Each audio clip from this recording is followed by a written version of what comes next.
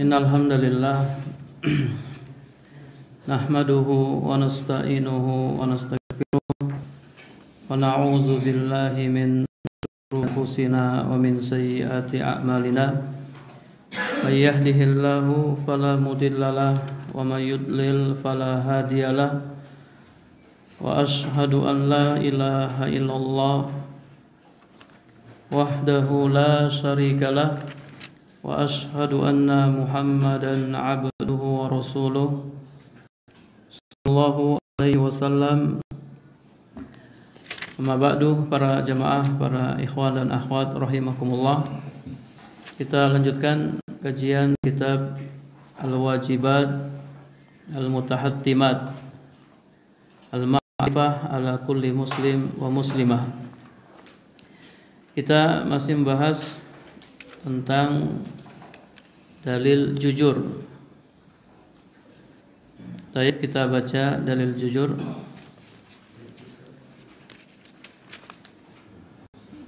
Wahid isnan salasah.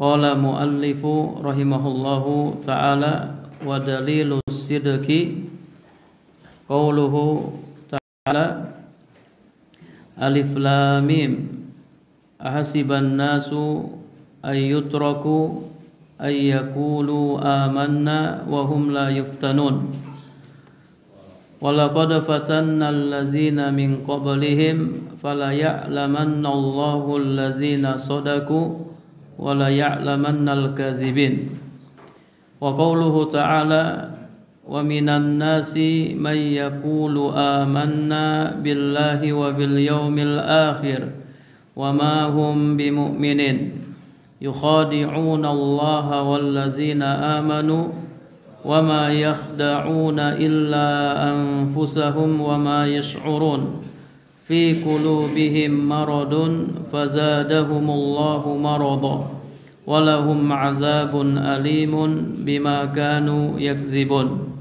Wa min sunnati ma sabata fis sahihain an Mu'ad bin Jabal radhiyallahu anhu anin nabiyyi sallallahu alaihi wasallam ma min ahadin yashhadu an la ilaha illallah wa anna Muhammadan abduhu wa rasuluhu sadiqan min qalbihi illa harramahu Allahu 'alan nar.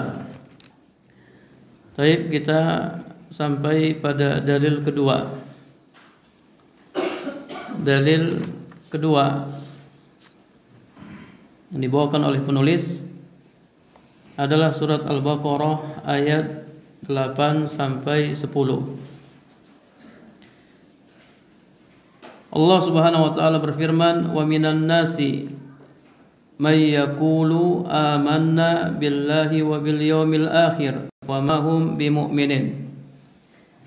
Dan di antara manusia ada orang yang mengatakan kami beriman kepada Allah dan hari akhir, wa ma hum bimu'minin, padahal mereka itu bukan orang-orang yang beriman. Yukhadi'una Allah wallazina amanu, mereka hendak menipu Allah dan orang-orang yang beriman. Wa ma yakhda'una illa anfusahum wa ma yash'urun, padahal tidaklah mereka menipu kecuali diri mereka sendiri. Wa ma yash'urun, sedang mereka tidak sadar. Fi qulubihim maradun, di dalam hati mereka ada penyakit. Fazadahumullahu marada, lalu ditambah Allah penyakitnya.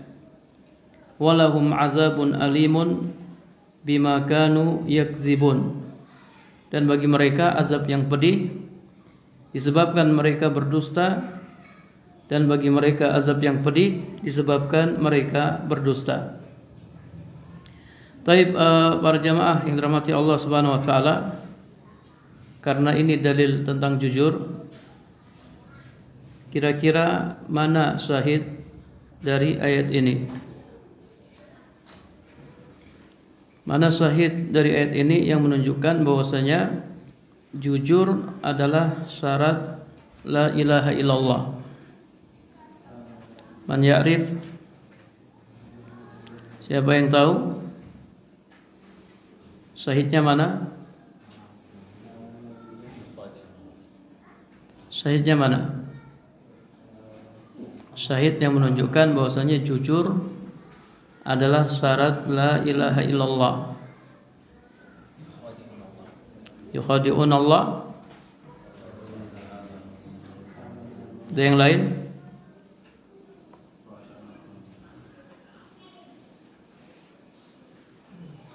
Syahidnya firman Allah Ta'ala, bima kanu yakzibun, disebabkan mereka berdusta. Ini syahidnya. Karena mereka berdusta, maka Allah Subhanahu wa taala menafikan iman dari mereka. Allah mengatakan, wa ma hum bimu'minin. Wa ma hum bimu'minin, dan mereka tidak beriman. Ya, disebabkan mereka berdusta, maka Allah Subhanahu wa taala menafikan iman dari mereka. Allah mengatakan, wa ma hum bimu'minin. Mereka bukan orang-orang yang beriman. Jadi walaupun mereka mengucapkan amanna billahi wa bil yaumil akhir, ya tentunya dengan mengucapkan asyhadu an la ilaha illallah wa asyhadu anna muhammadan rasulullah, ya ini sebagai pintu seseorang dikatakan telah menyatakan beriman kepada Allah dan hari akhir. Ya, jadi harus mengucapkan dua kalimat syahadat. Kalau dia hanya mengatakan, selain ada orang mengatakan saya beriman kepada Allah dan hari akhir, apakah orang ini disebut orang beriman, orang muslim? Dia tidak bersyahadat, dia hanya mengatakan saya beriman kepada Allah dan hari akhir. Apakah dia muslim? Dia belum muslim. Jadi amanna billahi wa bil yaumil akhir di sini maksudnya ya dengan mengucapkan asyhadu an la ilaha illallah wa asyhadu anna muhammadan rasulullah. Ini sebagai pintu seseorang dikatakan telah beriman. Ya, maka Allah Subhanahu wa taala nafikan dari mereka iman, wa ma hum bimu'minin. Kenapa Allah nafikan iman dari mereka? Padahal mereka tadi mengatakan amanna billahi wa bil yaumil akhir. Kenapa Allah nafikan iman dari mereka? Kenapa? Bima kanu yakzibun. Karena mereka berdusta. Apa lawan dusta? As-sidqu. Karena mereka tidak jujur. Karena mereka tidak jujur. Ketika mengucapkan syahadatain, mereka tidak jujur, maka Allah nafikan keimanan dari mereka. Tidak sah keimanan mereka. Ini dalil bahwasanya jujur adalah syarat la ilaha illallah. Orang siapa tidak jujur, maka tidak sah ya la ilaha illallah yang dia ucapkan. Kemudian Allah Subhanahu wa taala berfirman, fi qulubihim maradun. Dalam hati mereka ada penyakit. Apa yang dimaksud dengan penyakit di sini? Penyakit syak. Penyakit ragu.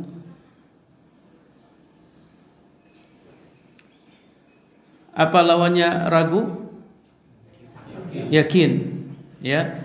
Karena mereka tidak yakin atau mereka ragu, kemudian mereka berdusta dalam ucapannya demi menjaga harta dan darahnya dan juga kepentingan lainnya.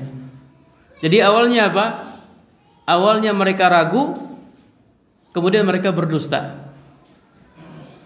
Awalnya mereka ragu, kemudian mereka berdusta. Mereka ragu, la ilaha illallah, kemudian mereka berdusta. Mereka mengucapkannya namun mereka tidak mengimaninya. Awalnya ragu, kemudian berdusta dan tidak ikhlas. Inilah 3 penyebab kemunafikan. Ana sering ucapkan inilah 3 sebab kemunafikan: syak, al-kadzib, wa adamul ikhlas. Ragu-ragu, dusta, dan tidak ikhlas.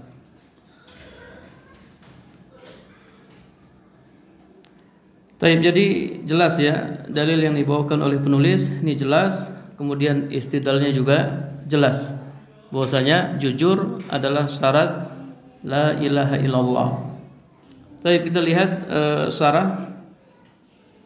Wa hadza dalilul akhar lis-sidqi. Ini adalah dalil lain tentang jujur. Di surat Al-Baqarah ayat 8 sampai 10. Wa qad taqaddama hadzal ayat min suratil Baqarah 4 ayat fi sifatil mu'minin, summa ayatani fi sifatil kafirin, summa hadzal ayat fil munafiqin fi aksar min asri ayat. Ada 4 ayat sebelum ayat-ayat ini yang menjelaskan tentang sifat orang-orang yang beriman.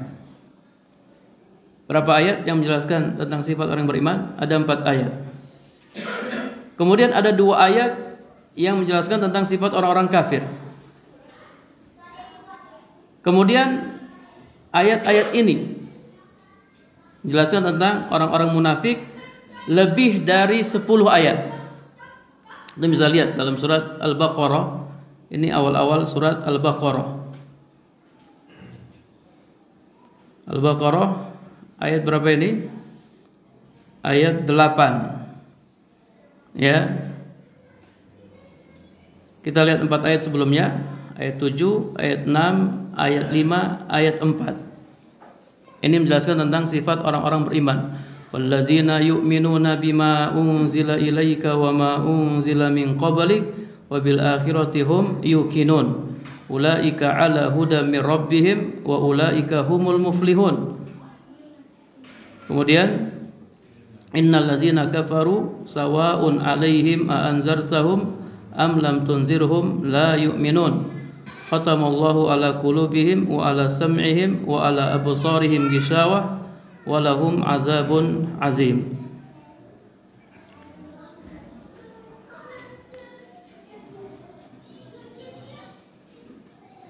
Ya, jadi tadi 4 ayat berarti 2 ayat sebelumnya tentang orang kafir. Ya, berarti ayat 6 sampai 7, 4 ayat sebelumnya itu ayat 5, 4, 3 sama 2 ya. Jadi anak ulang. Ayat yang menjelaskan tentang sifat orang-orang mukmin surat Al-Baqarah ayat 2, 3, 4 dan 5. Ya, zalikal kitabu la raiba fihi hudal lil muttaqin allazina yu'minuna bil ghaibi wa yuqimunas shalah wa mimma razaqnahum yunfikun wallazina yu'minuna bima unzila ilaika wa ma unzila min qablik wa bil akhirati hum yuqinun. Ulaika ala huda min rabbihim wa ulaika humul muflihun. Ini 4 ayat yang menjelaskan tentang sifat orang-orang yang beriman. Kemudian 2 ayat yang menjelaskan tentang sifat orang-orang kafir.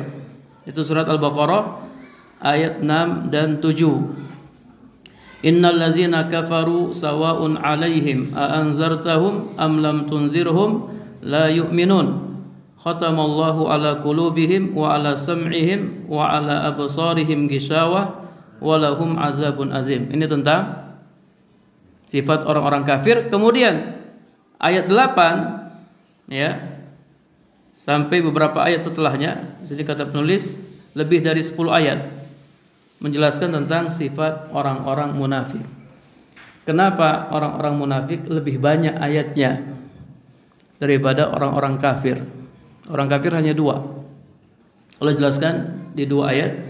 Sementara orang munafik Allah jelaskan lebih dari 10 ayat. Kenapa orang-orang munafik lebih banyak ayatnya atau lebih detail ya, penjelasan Allah lebih detail, lebih rinci. Kenapa? Listibahi amrihim, kata penulis, listibahi amrihim ala katsirin minan nas, karena samarnya mereka bagi kebanyakan manusia. Li'annahum laisu bikuffar zahirin, karena mereka bukan orang-orang kafir yang zahir. Fayuhzarun, sehingga mereka harus diwaspadai. Wala bimu'minina shadiqin, dan juga mereka bukan orang-orang mukmin yang jujur, bukan orang-orang beriman yang jujur. Fayu'rafuna wa yu'tamanun, sehingga mudah dikenali dan dipercaya. Balhum muzabzibina baina zalik, namun mereka dalam keadaan ragu-ragu di antara yang demikian, iman atau kafir. Tidak termasuk golongan ini, maksudnya tidak termasuk golongan orang-orang yang beriman, dan tidak pula termasuk golongan itu orang-orang kafir. La ilaha ula wa la ilaha ula. Kasat al-airah, seperti anak kambing yang bingung menentukan induknya di antara dua kambing betina, tidak tahu kemana harus menginduk. Oleh karenanya Allah Subhanahu wa taala secara panjang lebar membahas sifat-sifat mereka di banyak surat dan ayat-ayat yang populer. Ya, dalam surat At-Taubah ya, bahkan ada surat khusus tentang orang-orang munafik. Apa namanya? Surat Al-Munafiqun. Surat Al-Munafiqun. Ta'rifan li ahwalihim, untuk menjelaskan tentang keadaan mereka supaya kita menjauhinya, atau orang-orang yang samar baginya menjauhinya. Kalau orang kafir kan jelas orang kafir, tapi orang munafik gak jelas. Orang munafik ada di barisan kita. Ya, mereka itu musuh dalam selimut. Lebih berbahaya orang munafik daripada orang kafir. Ya, makanya Allah Subhanahu wa taala menjelaskan mereka secara panjang lebar. Para jemaah yang dirahmati Allah Subhanahu wa taala, kalau zaman dulu ya, zaman Nabi itu banyak orang-orang munafikin, kira-kira zaman sekarang banyak enggak orang-orang munafikin? Nah, lebih banyak lagi ya. Zaman sekarang banyak orang-orang munafikin. Di antara tanda-tanda mereka ya membenci Islam. Orang munafik itu tidak senang dengan tersebarnya Islam. Makanya kalau ada orang Islam, dia menjelek-jelekan Islam, orang Islam tapi menjelek-jelekan Islam, ya, itu salah satu tanda orang munafik. Nah, zaman dulu nggak ada yang tahu ya siapa orang-orang munafikin. Nabi memberitahukan nama orang-orang munafik kepada sahabat Hudzaifah. Hudzaifah ini dikenal sahibus sir ya, pemegang rahasia Nabi. Dia tahu nama orang-orang munafikin. Makanya Umar bin Khattab pernah nanya ke Hudzaifah, apakah Nabi menyebut nama saya masuk dalam daftar orang-orang munafikin? Kata Hudzaifah, enggak, Nabi tidak sebutkan namamu. Dan setelah ini kalau ada yang tanya, saya sudah tidak kasih tahu. Saking khawatirnya Umar bin Khattab khawatir kalau namanya masuk dalam daftar orang-orang munafikin. Ya, kalau Umar saja beliau khawatir, ya apalagi kita. Ya. Kata salah seorang tabi'in, aku dapati ya, kalau tidak salah salasin 30 atau puluhan sahabat semuanya takut, khawatir kalau kemunafikan menimpa dirinya. Para sahabat ya takut kalau kemunafikan menimpa dirinya.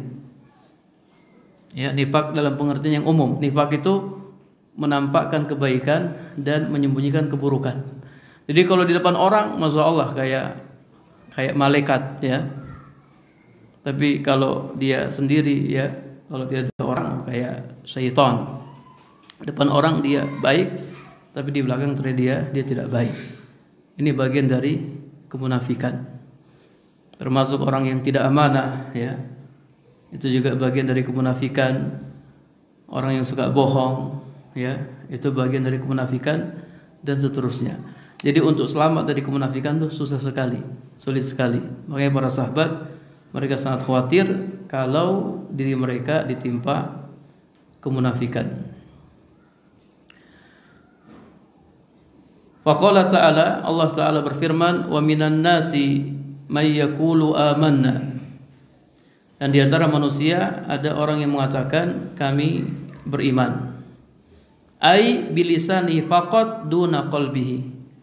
yakni dengan lisannya tok duna qalbi, tanpa hatinya.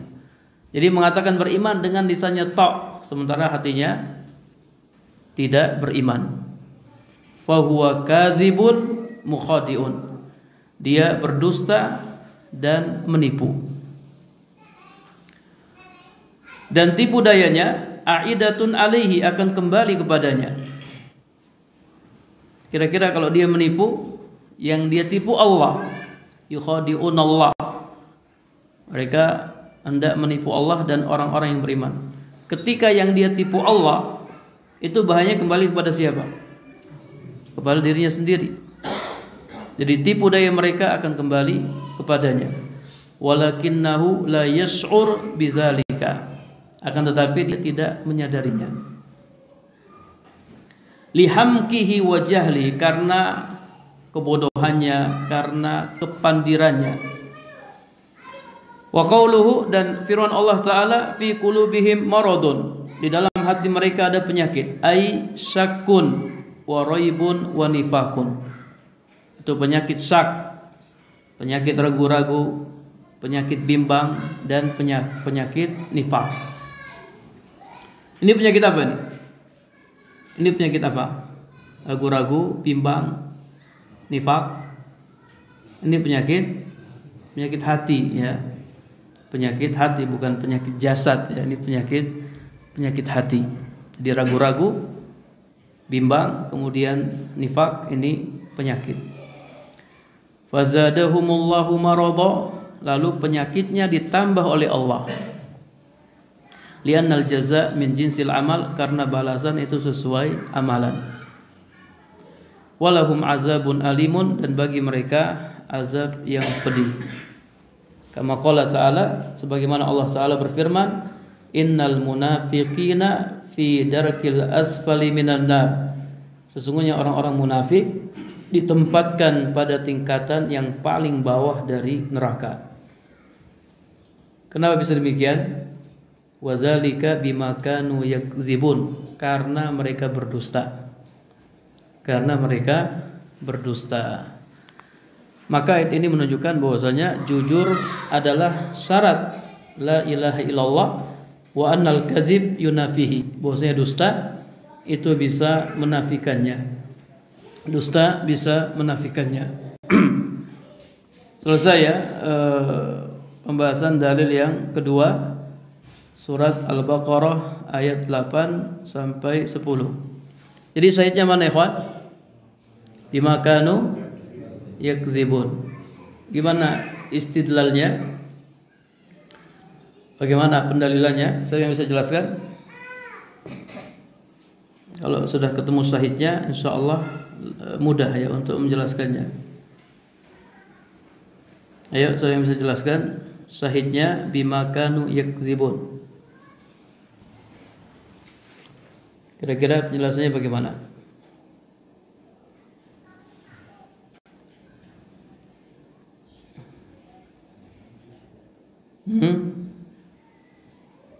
Gimana penjelasannya?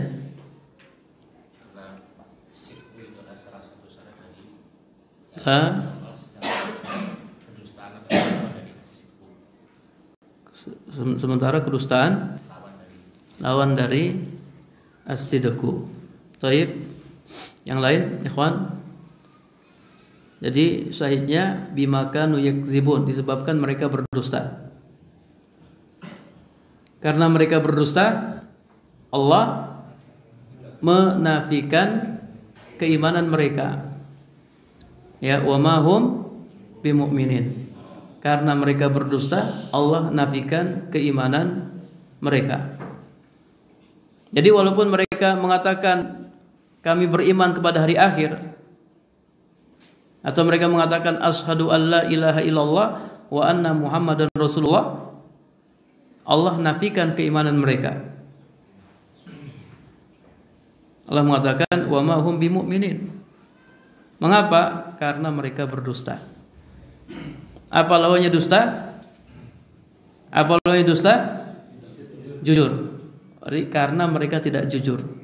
Allah nafikan keimanan mereka karena mereka tidak jujur.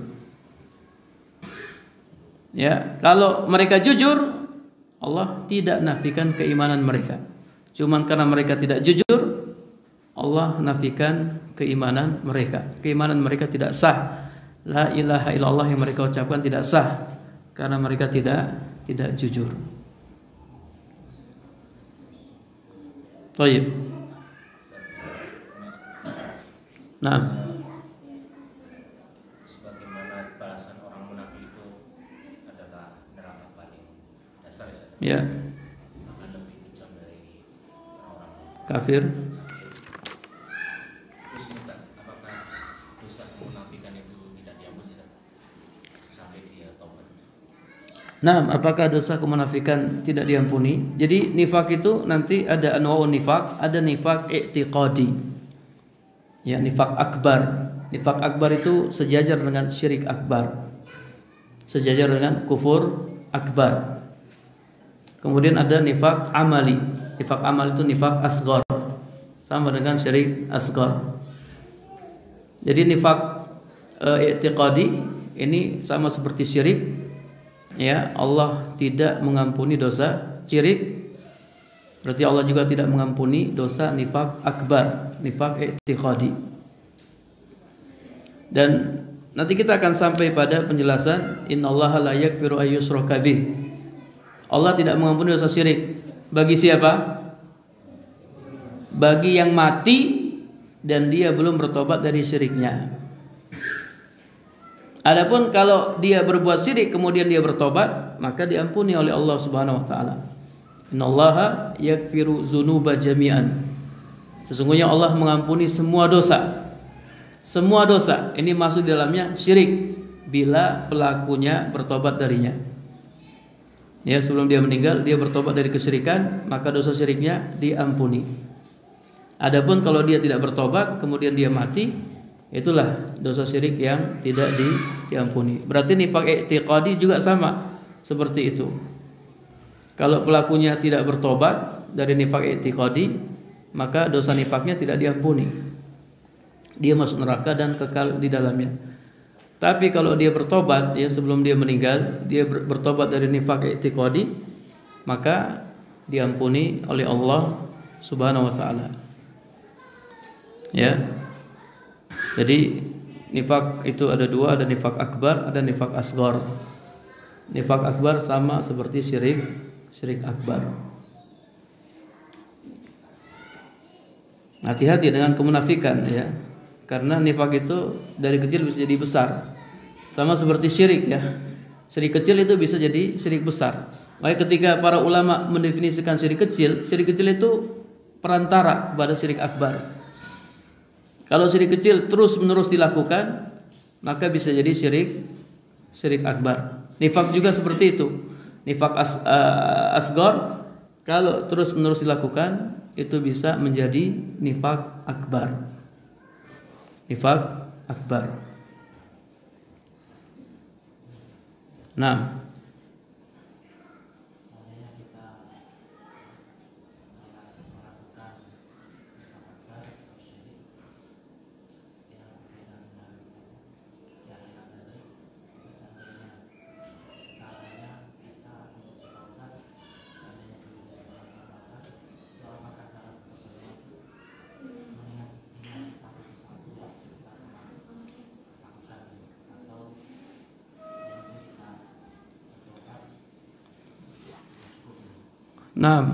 Tobat itu kan ada syarat-syaratnya ya.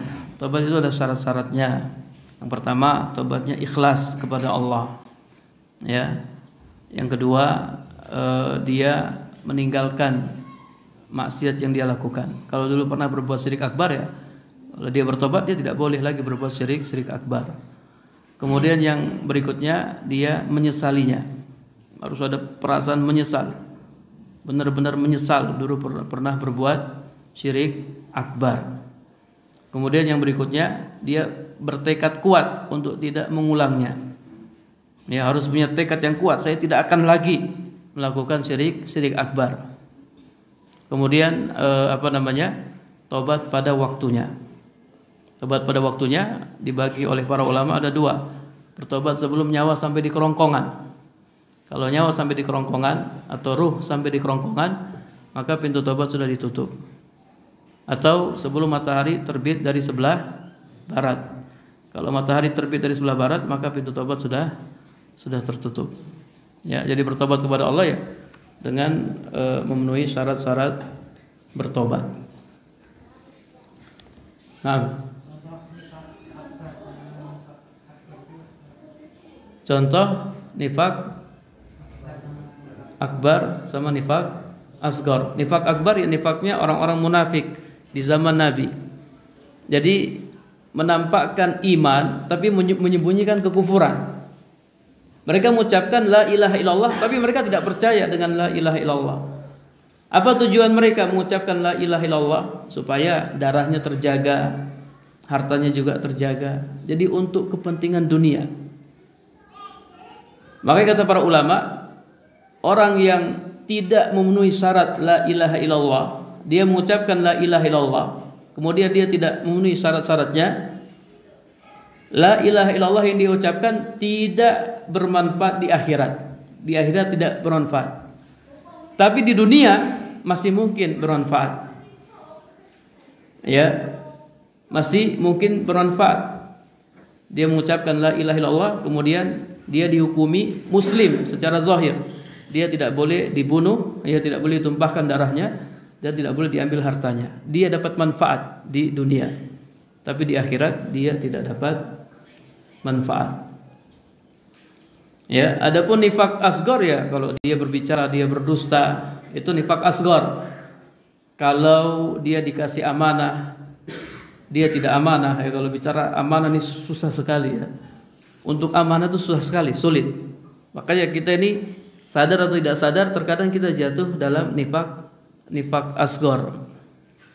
Ya, dikasih amanah tidak amanah. Misalnya ngajar harus jam 7, ngajarnya setengah 8, jam 8. Ya, ngajarnya telat, itu tidak amanah namanya. Atau misalnya pulang ngajar atau pulang kerja jam 5 sore, ya, pulangnya lebih awal. Itu juga tidak amanah. Ya, jadi untuk amanah ini memang sulit sekali. Sulit sekali. Para sahabat ya, itu semuanya amanah. Namun ada satu sahabat yang punya sifat amanah yang lebih. Sahabat siapa? Abu Ubaidah bin Jarrah. Ini sahabat yang paling amanah. Ya, yang paling amanah. Dan lain-lain. Naam. Ya. Assalamualaikum warahmatullahi wabarakatuh. Tanya tentang jika seseorang itu melakukan nifak asghar atau mungkin sejajar dengan syirik asghar ya. Ya. Dan belum sempat bertobat sebelum matinya. Apakah nanti di akhirat dia itu tahta masyiatillah ataukah tetap dia tidak diampuni harus disiksa dulu? Iya. Taib, sesungguhnya Allah tidak mengampuni dosa syirik. Yang tidak diampuni itu syirik besar dan syirik kecil, atau syirik besar saja. Ya, syirik besar dengan segala macamnya. Ini ada khilaf di antara para ulama. Ada yang mengatakan ya, hanya syirik besar toh yang tidak diampuni. Semua yang sejajar dengan syirik akbar itu tidak diampuni. Adapun syirik asghar tahta masyiatillah, ya, di bawah kehendak Allah. Ada juga yang mengatakan syirik yang tidak diampuni semuanya, baik syirik besar maupun syirik kecil. Syirik besar dengan segala macamnya, syirik kecil dengan segala macamnya, tidak diampuni oleh Allah Subhanahu wa taala. Ya, jadi ada khilaf di antara para ulama. Wallahu alam bisawab, yang kuat yang mana? Ana belum terlalu baca secara detail. Ya, hanya saja bagi yang mengatakan syirik kecil itu tidak diampuni, ya, artinya dia akan disiksa karena syiriknya itu. Dia akan disiksa karena syiriknya itu. Jadi syirik kecil itu pasti masuk dalam timbangan. Dan dia kalau masuk dalam timbangan itu paling berat, sangat berat dibandingkan kebaikan-kebaikan kita. Makanya hati-hati dengan syirik kecil. Ya. Antum jangan lihat kecilnya. Antum lihat lafaz sebelumnya syirik, ya. Dia kalau masuk dalam timbangan, kalau ada timbangan kejelekan yang ada syiriknya, syirik kecil itu sangat berat di sisi Allah. Dan dia akan disiksa, tapi tidak kekal di dalamnya. Disiksa, ya, dengan waktu yang mungkin lama, ya, karena ada syirik kecilnya. Namun dia tidak kekal. Ini perbedaan syirik besar dan syirik kecil. Syirik besar itu mengekalkan pelakunya dalam neraka, syirik kecil tidak. Ya, yang mengatakan tahta masyiatillah, ya, berarti bisa kalau Allah kehendaki tidak masuk dalam timbangan. Ya, tidak masuk dalam timbangan. Cuman sekali lagi ya, kita harus hati-hati, ya. Terlepas dari khilaf para ulama, kita nggak boleh berbuat syirik, baik syirik besar maupun syirik kecil, karena bahayanya sangat besar, ya. Syirik kecil itu lebih parah daripada dosa-dosa besar. Syirik kecil itu lebih berbahaya, lebih parah daripada berzina, daripada minum khamar, daripada berjudi dan seterusnya dari dosa-dosa besar. Nah,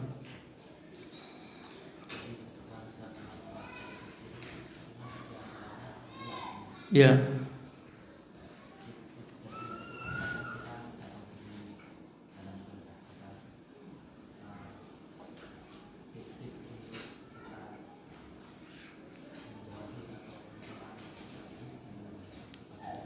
Nah, ya.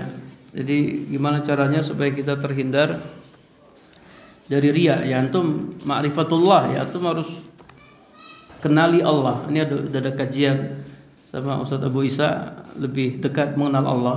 Ini orang kalau mengagungkan Allah, betul-betul mengenal Allah, dia nggak bakalan menyekutukan Allah dengan selainnya.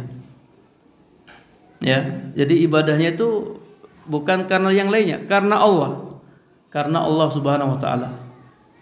Bahkan terkadang saking kuatnya tauhid seseorang, atau aktivitas dunia itu lillah, bukan hanya ibadah, ya, aktivitas dunia itu lillah. Kerjanya ya karena Allah, ya, semuanya karena Allah. Inna sholati wa nusuki wa mahyaya wa mamati lillahi rabbil alamin.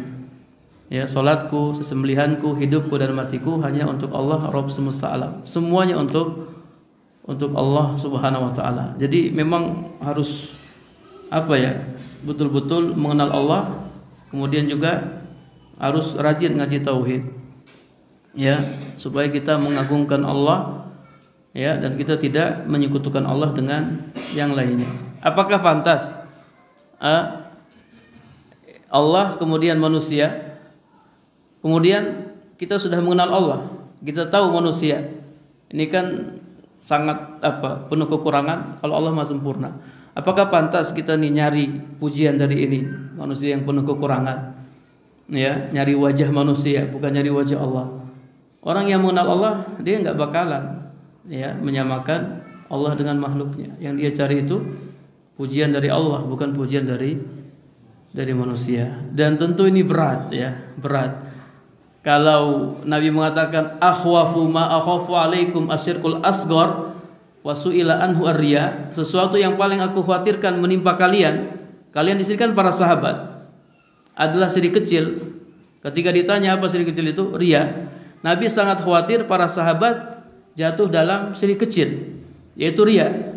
Kalau para sahabat saja dikhawatirkan, apalagi kita. Sangat dikhawatirkan. Sangat dikhawatirkan. Ya, jadi harus terus belajar tentang tauhid, tentang syirik. Kalau misalnya Anda mengatakan sama antum, ya, ada hewan yang namanya asad. Wah, hewan ini sangat berbahaya. Kalau antum ketemu dengan hewan ini, antum dimakan. Sementara antum nggak tahu asad itu apa. Kira-kira apa yang antum lakukan? Antum akan cari tahu, asad itu seperti apa. Ya, asad itu hewan yang sangat berbahaya. Anda harus cari tahu nih, asad ini seperti apa. Supaya kalau Anda ketemu, Anda bisa menghindar. Nanti Anda nggak tahu, Anda ketemu, Anda kira itu ayam, ya. Padahal itu asad. Orang yang takut kepada syirik, dia pasti cari tahu tentang syirik. Belajar secara detail tentang syirik. Syirik itu apa? Apa saja macam-macam syirik, apa saja bentuk-bentuk syirik. Tujuannya supaya dia bisa menghindarinya, supaya dia bisa menjauhinya. Jadi bohong ya kalau ada orang bilang saya takut kepada syirik, saya takut kepada syirik, sementara dia tidak mau belajar syirik. Itu bohong. Kalau takutmu benar, kau pasti cari tahu tentang syirik. Kau pasti belajar tentang syirik. Belajar tentang tauhid, belajar tentang syirik, ya. Belajar tentang tauhid ya untuk diamalkan. Belajar syirik. Belajar syirik ini bukan antum belajar syirik ya, jadi dukun, bukan. Karena Anda pernah menyampaikan masalah ini, ada jamaah yang salah paham. Katanya Ustaz Amir suruh kita belajar syirik. Belajar syirik itu ini loh, ini syirik, perbuatan ini syirik, kemudian kita jauhi. Ya, kita tinggalkan, bukan antum belajar syirik jadi dukun ya. Ya, ini bersumpah dengan nama selain Allah itu syirik. Mengatakan misalnya Masya Allah wa syi'ta, atas kehendak Allah dan kehendakmu, ini juga perbuatan syirik.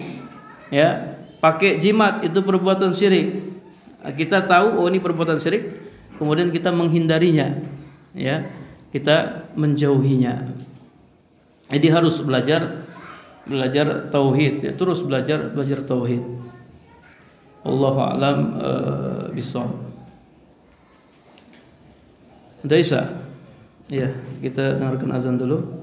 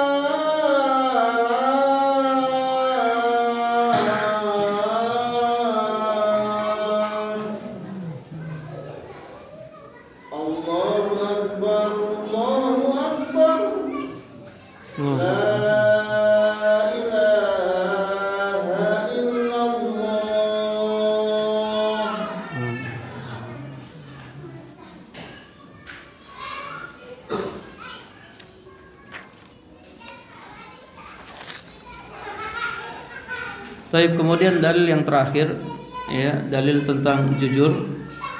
Wa min sunnati ma sabata fi sahihain an Mu'ad bin Jabal radhiyallahu anhu anin Nabi sallallahu alaihi wasallam. Dalil dari sunnah, hadis yang terdapat dalam sahihain, Sahih Bukhari dan Muslim, dari Mu'ad bin Jabal radhiyallahu anhu dari Nabi sallallahu alaihi wasallam, ma min ahadin yashhadu an la ilaha illallah wa anna Muhammadan abduhu wa rasuluhu sidqan min qalbihi illa harramahu Allahu 'alan nar. Tidaklah, ya, tidak seorang pun yang bersaksi bahwasanya tidak ada ilah yang hak kecuali Allah, bahwasanya Muhammad adalah hamba dan rasulnya, jujur dari dalam hatinya, kecuali Allah akan mengharamkan neraka atasnya. Para jemaah yang dirahmati Allah Subhanahu wa taala, mana syahid dari hadis ini? Mana syahidnya? Sidqan min qalbihi, jujur dari dalam hatinya. Barang siapa mengucapkan la ilaha illallah jujur dari dalam hatinya, maka Allah akan haramkan neraka atasnya. Jadi Nabi sallallahu alaihi wasallam mensyaratkan jujur dalam bersaksi la ilaha illallah Muhammadan abduhu wa rasuluhu. Karena dengan jujur akan diharamkan atasnya neraka. Dia akan selamat dari neraka. Artinya, kalau dia tidak jujur, kalau persaksinya tidak jujur, syahadahnya tidak jujur, maka jaminan diharamkan atasnya neraka tidak dia dapatkan. Ya, jaminan diharamkan atasnya neraka tidak dia dapatkan karena dia tidak memenuhi syarat la ilaha illallah, yakni jujur dari dalam hatinya.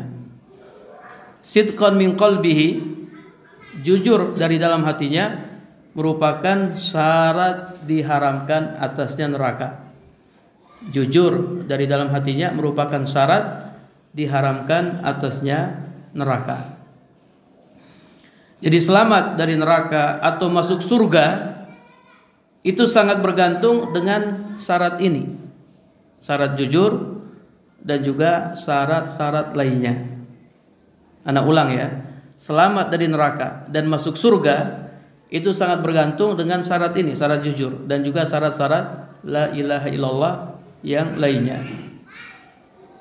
Apabila ada salah satu syarat tidak terpenuhi, maka yang disyaratkan tidak ada. La ilaha illallah tidak sah. Para jamaah yang dirahmati Allah Subhanahu wa taala, mungkin yang jadi pertanyaan besar ya bagi kita, apakah selama ini kita sudah memenuhi syarat la ilaha illallah atau belum? Itu jadi pertanyaan besar. Apakah selama ini syarat la ilaha illallah sudah kita penuhi semuanya, atau ada sebagian dari syarat la ilaha illallah yang belum kita penuhi?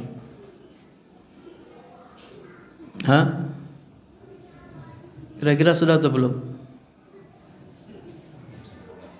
Karena kalau seandainya belum ya, masih ada sebagian syarat yang belum kita penuhi, dikhawatirkan nanti di sisi Allah kita tidak dihukumi sebagai orang mukmin.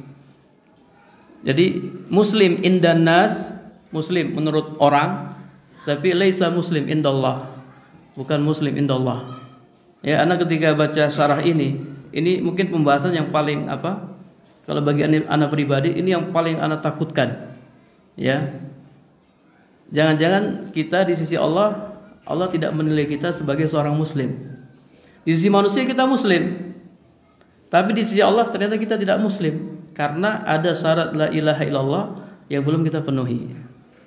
Ini yang paling mengerikan ya, yang paling menakutkan. Allah tidak menganggap kita sebagai seorang muslim. Makanya kita terus harus betul-betul perhatian ya terhadap masalah ini. Ini masalah penting. Ya, ini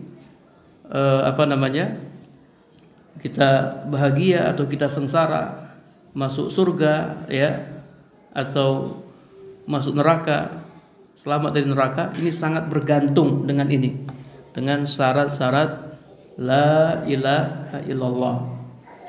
Ya, jadi sekali lagi pertanyaan besarnya, apakah selama ini syarat-syarat la ilaha illallah sudah kita penuhi semuanya ataukah belum? Belum. Kemudian nanti pertanyaan berikutnya ketika masuk pembahasan nawaqidul Islam, apakah selama ini pembatal-pembatal Islam sudah kita jauhi semuanya, sudah kita tinggalkan? Jangan-jangan ada pembatal Islam yang kita lakukan kemudian kita tidak menyadarinya. Ya, sehingga muslim indan nas tapi laisa muslim indallah. Ini yang kita khawatirkan, yang kita sangat takutkan. Ya, maka kita terus belajar ya, terus berdoa kepada Allah Subhanahu wa taala. Kemudian sabda Nabi, illa haramahullah 'alan nar, kecuali Allah akan mengharamkan neraka atasnya. Taib.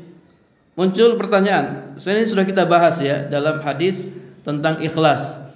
Innallaha harrama 'alan nar man qala la ilaha illallah yabtaghi bidzalika wajh Allah. Tentang pengharaman neraka. Apakah orang yang mengucapkan la ilaha illallah pasti haram bagian neraka?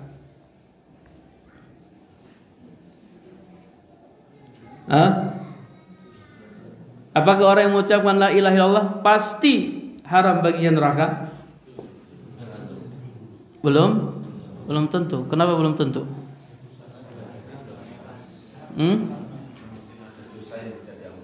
Oke, sekarang gini, kita lebih spesifik lagi.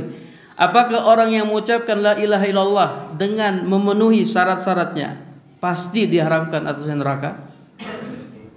Belum tentu. Kenapa belum tentu?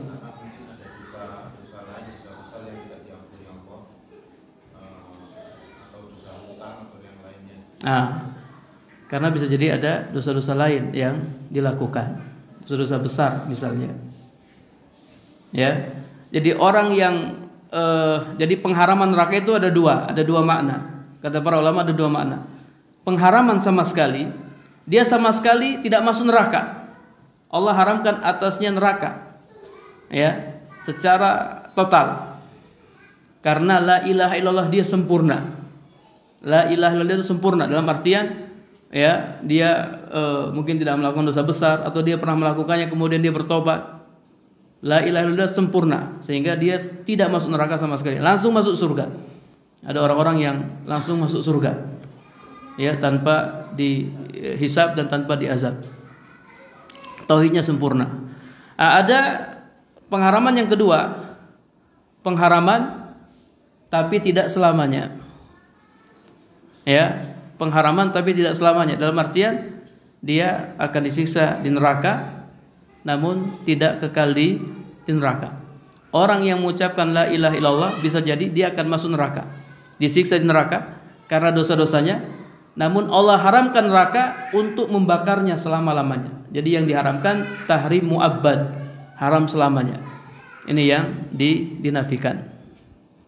Ya, jadi sekali lagi antum jangan pahami, oh kalau orang mengucapkan la ilaha illallah pasti masuk surga, langsung masuk surga. Belum tentu. Bisa jadi dia mampir di neraka, ya, disiksa sesuai dosa-dosanya. Setelah disiksa baru masuk surga. Atau belum selesai, dia disiksa belum selesai, terus dia dapat syafaat, ya. Jadi masa penyiksaannya belum selesai, tapi dapat syafaat, maka dia akan dikeluarkan dari neraka.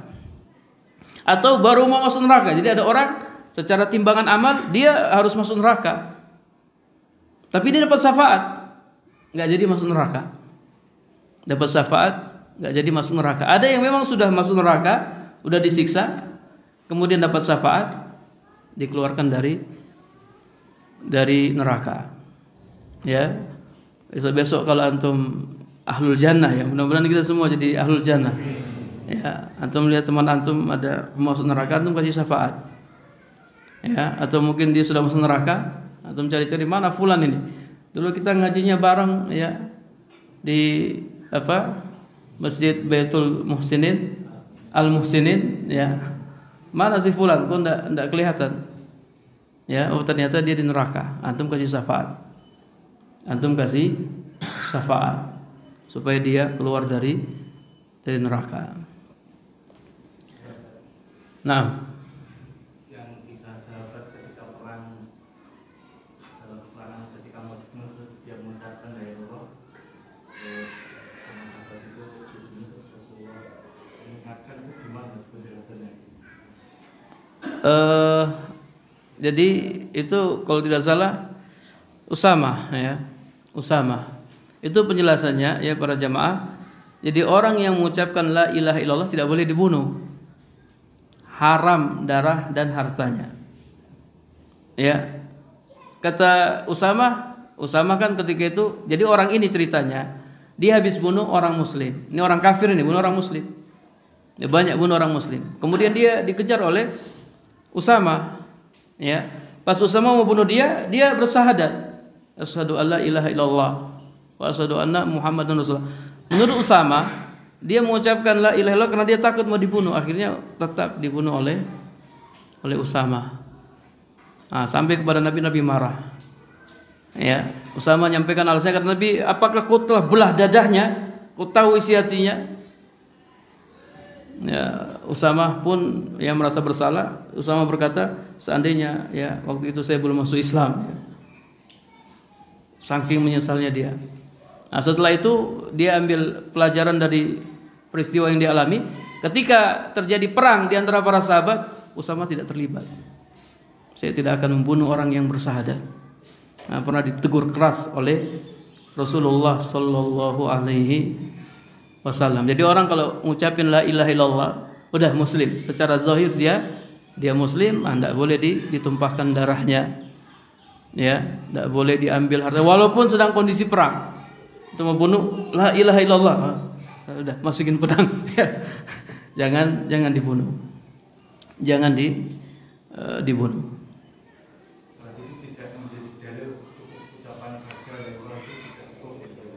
Ya, ketika dia mengucapkan la ilaha illallah, ya dia langsung dihukumi muslim.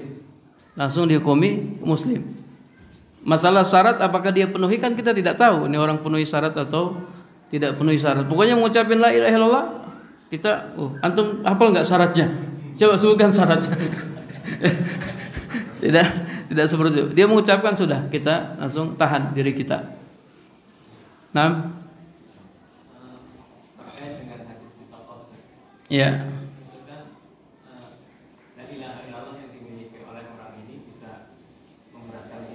Ya. Pertanyaannya, seberapa besar kadar dari Allah ini sehingga bisa memberatkan iman dan dosa-dosa yang berikutnya? Iya, jadi ada pernah baca syarah para ulama. Semua kita punya bitokoh. Kita nih ya punya bitokoh la ilaha illallah. Tapi tentunya bitokoh yang kita miliki tidak sama dengan bitokoh yang dimiliki oleh yang lainnya. Terutama orang yang disebut dalam hadis ini. Ya, ada orang-orang yang bitokohnya ya tidak bisa tidak bisa mengangkat dosa-dosanya. Ya, bitokohnya punya bitokoh tapi tidak bisa mengangkat dosa-dosanya. Berbeda dengan orang ini. Karena tadi tauhid dia, karena la ilaha illallah dia. Jadi orang yang mengucapkan la ilaha illallah bukan berarti dia enggak punya dosa, dia punya dosa. Bahkan dalam hadis disebutkan dia bawa 99 gulungan dosa. Yang kalau satu gulungan dibuka itu dosanya sejauh mata memandang, isinya dosa. Antum kalau berdiri di pantai, antum lihat itu ya sampai di di ufuk sana itu isinya dosa semua. Dia sudah putus asa ya. Ternyata dia punya bitokoh ya yang bertuliskan la ilaha illallah. Jadi memang ini orang yang bertauhid itu kalau dia berbuat dosa itu penyesalannya berbeda dengan orang yang tauhidnya kurang. Ada orang setelah berbuat dosa dia menyesal sekali, sangat menyesal kenapa dia melakukan dosa tersebut. Ada orang setelah berbuat dosa menyesal, tapi misalnya menyesal biasa, ya. Waduh, saya kok kemarin berbuat yang seperti itu. Menyesal tapi biasa. Ada yang menyesal sekali sampai kadang dia menangis, ya. Jadi ini yang membedakan. Ini yang membedakan. Dia punya dosa, tapi mungkin setelah dia berbuat dosa dia punya penyesalan yang sangat mendalam. Dia punya tekad kuat untuk tidak mengulanginya. Tapi kadang pas imannya lemah, ya, datang godaan, dia jatuh lagi. Setelah itu dia bertobat lagi, ya, dia menyesalinya dan seterusnya. Dan seterusnya. Jadi kita ini sedang berusaha, ya. Mudah-mudahan kita ini termasuk orang yang punya bitokoh, yang bitokohnya berat, ya. Walaupun kita punya dosa-dosa, tapi bitokoh kita bisa mengangkat itu dosa-dosa kita, ya. Timbangan kebaikan kita lebih baik. Jadi kita sedang berusaha menyempurnakan tauhid. Kita ini sedang berusaha menyempurnakan tauhid kita. Nah, terakhir.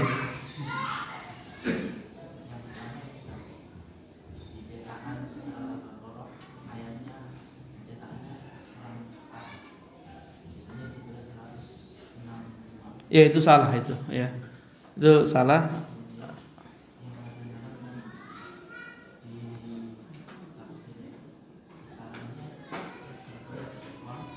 Apa? Sitqon.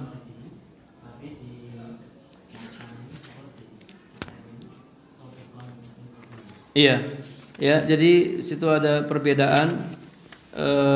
Kalau di matan sadiqon min qalbihi, adapun di syarah sitqon min qalbihi. Jadi satunya masdar, yang satunya isim fa'il, ya, tapi maknanya sama. Maknanya sama, baik shadiqan min qalbihi atau sidqan min qalbihi, maknanya sama. Jadi antum kalau hafal ya terserah, antum boleh milih sidqan min qalbihi atau shadiqan min qalbihi. Jadi tidak merubah makna. Sama dengan yang di awal-awal itu, ya, al-usulus salasa allati yajibu ala kulli muslimin wa muslimatin ma'rifatuha. Di sebagian cetakan bukan ma'rifatuha, tapi apa? Ta'allumuha. Maknanya sama. Ma'rifah dan ta'allum maknanya sama, cuman beda apa? Beda cetakan, ya. Baik, selesai, ya. Ya. Kalau tadi yang terakhir, ini yang paling terakhir, ya. Kalau yang dalam hadis indah haramallahu alaihi wasallam itu masuk yang kemana, Ustaz? Sama sekali tidak masuk neraka atau yang kedua, Ustaz? Bisa dua-duanya. Bisa dua-duanya, tergantung orangnya. Dia bisa diharamkan neraka, sama sekali tidak masuk neraka karena la ilaha illallah dia sempurna, atau dia akan masuk ke neraka sementara. Ya, jadi la ilaha illallah itu sempurna bukan maksudnya dia penuhi syarat-syaratnya, bukan.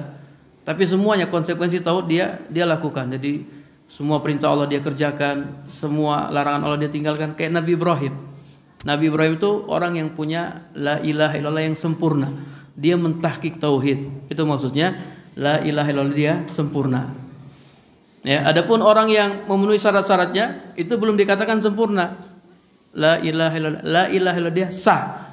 Dia punya la ilaha illallah yang sah. Tapi dia masih bisa masuk neraka.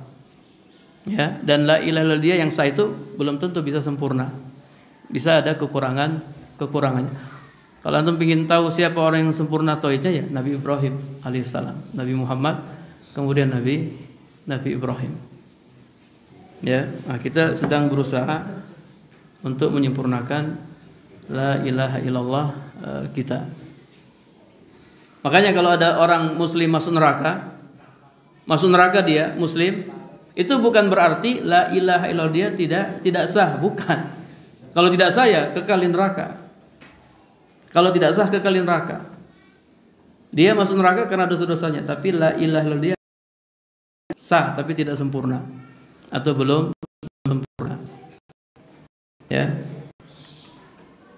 Jadi bisa dua-duanya, bisa jadi dia sama sekali diharamkan oleh Allah neraka, atau ya dia diharamkan selamanya. masuk neraka tapi tidak selamanya. Wallahu a'lam bishawab. Kita akhiri. Kita belum baca ini syarahnya, syarah hadis ya. Kita baru baca matanya kemudian penjelasan. Insyaallah kita akan baca syarahnya pada pertemuan berikutnya. Subhanakallahumma wa bihamdika asyhadu an la ilaha illa anta astaghfiruka wa atubu ilaik. Wassalamualaikum warahmatullahi wabarakatuh.